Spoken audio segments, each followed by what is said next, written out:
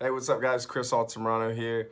It's been 2 weeks since I started the 90 Days No Alcohol Challenge. If you're not familiar with exactly what it is I'm doing, subscribe to the YouTube channel, ring the bell, and go back to the videos, and you'll see that I posted an initial video about the reasons behind why I was actually quitting alcohol for 90 days, the reasoning behind it, and exactly what I was going to do and what you could expect throughout the rest of the journey.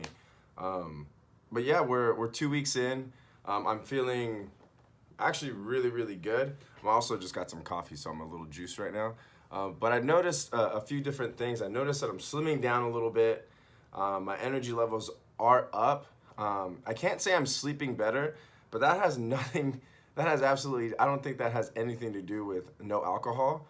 I think that just has to do with the amount of time that I've actually been spending on my phone, which has really made me realize and become more self-aware that fuck, I spend a lot of time on my phone just doing aimless shit. Apple has this new thing where they give you like it's like the what's it called, the like screen time. So it gives you your screen time and it'll show you like what apps you're using and then how long you're using them. And like the app that is dominating my life at the moment is Instagram. Instagram has been running my shit.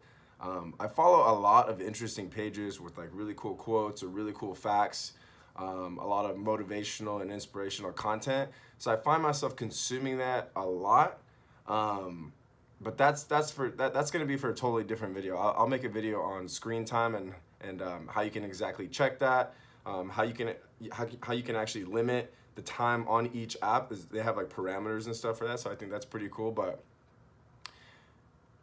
I just feel good. I feel really great. Yesterday was the Super Bowl, obviously. Probably one of the most boring Super Bowls of all time. But Tom Brady won his sixth ring. I'm not a huge Patriots fan.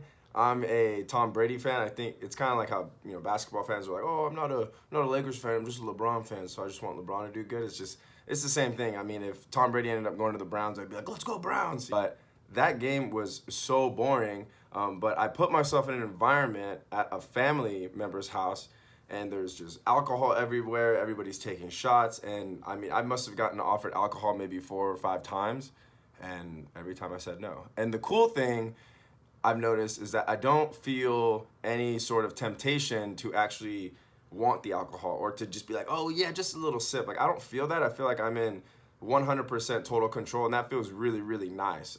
It's really nice to see everybody be able to do what they want to do, but I'm also just sitting here and everybody's been pretty respectful of me. As long as I'm just upfront with them and I voice it.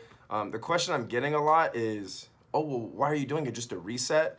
And when I tell them it's to exercise self-control, as they're like, as they're holding their beer right there in their hand or their shot or whatever, they're like, and it almost kind of like I become this mirror and I reflect it back onto them.